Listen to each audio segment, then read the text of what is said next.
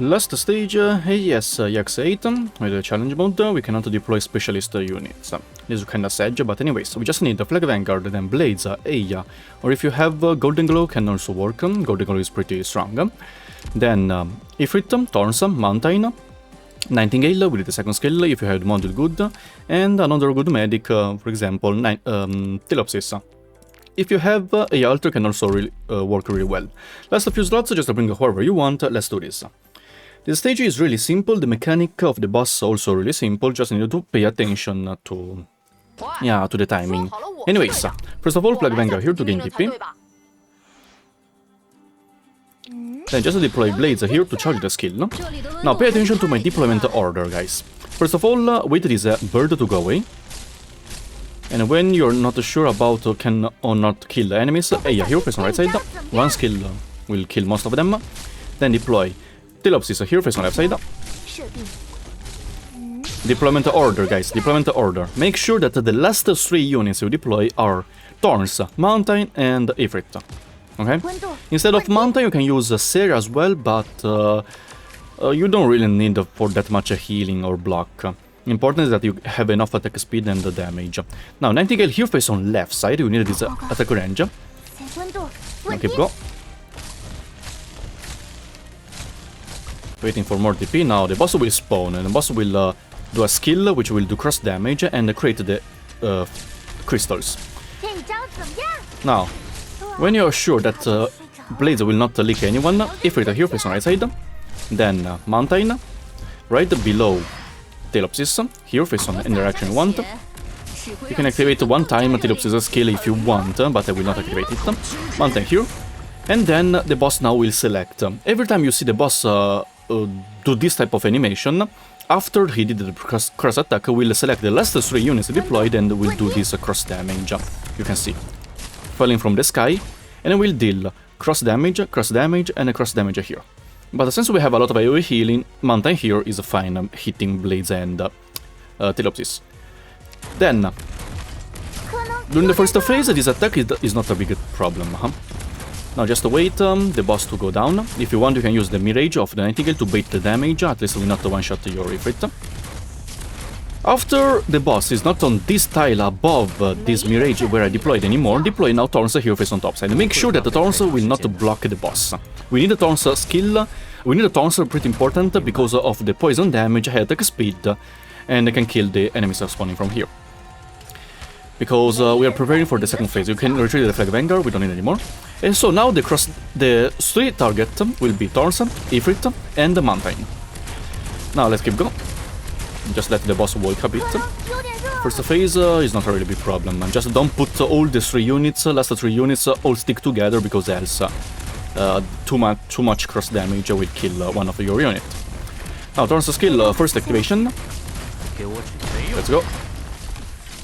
And just wait the boss to go away. Yeah, you need to wait a bit. You cannot AFK yet because we need to activate the Thorns second time skill activation. Now the boss linked all together here. It's okay. You have a lot of attack speed here, damage. Damage doesn't count, important is that you have enough attack speed. Okay, now the boss will do the triple attack later, so Thorns can charge the skill by using that. You can see, it's charging, then last one of the last unit. Okay, Thorns skill activation. Now you can AFK till the end. So doesn't matter if you have a lower level than mine, you should have the same attack speed as my unit. And so you should have not a different situation by mine. Now, first phase, the boss will get blocked here. And then we'll be killed slowly by our Ifrit, Blades and Seria. Or if you have Golden Glow here.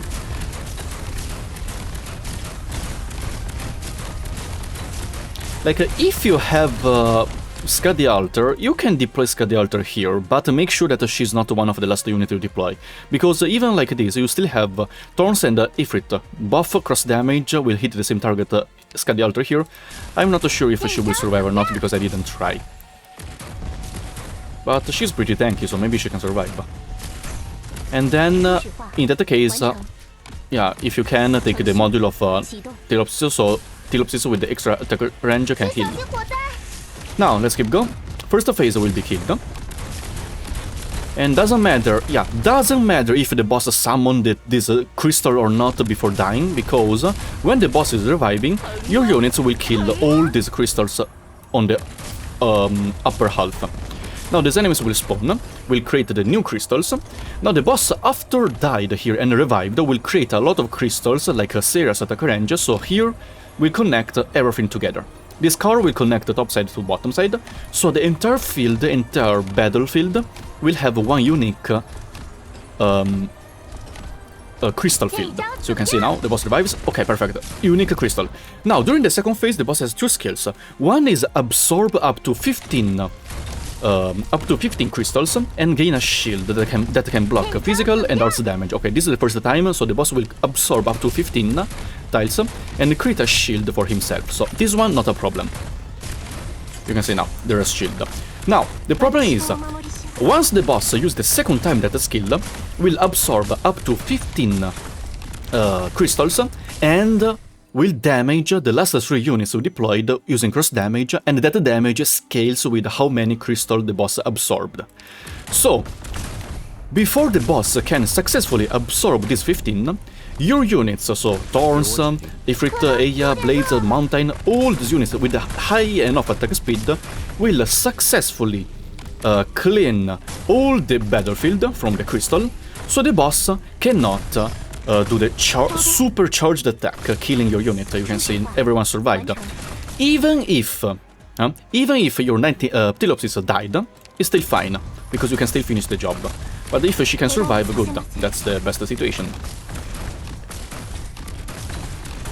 Here, maybe just deploy Sarah instead of Mountain. I tried with Sarah, even if you have Sarah here, it still works. With the Heavy Mountain, you can have less DPS pressure. While with the Sarah, you have less. You don't need to worry about too much about these enemies your units getting killed. And once you clear that battlefield, the crystal field, during the second phase, you don't have to worry about the boss damage anymore, because the boss cannot. There are no more enemies spawning crystals. If you want, you still have one deployment limit, so just use that deployment limit to deploy a sniper, a caster, whoever you want, a sworder, to help clean the battlefield fast enough before the boss can absorb the crystal and do the attack. So that's why one more deployment limit for you. Now, after you kill the boss, the last units are really easy to kill. Just let Blades do her job. If you have a Golden Glow here, the Golden Glow can help also kill these enemies on bottom side. That's basically it.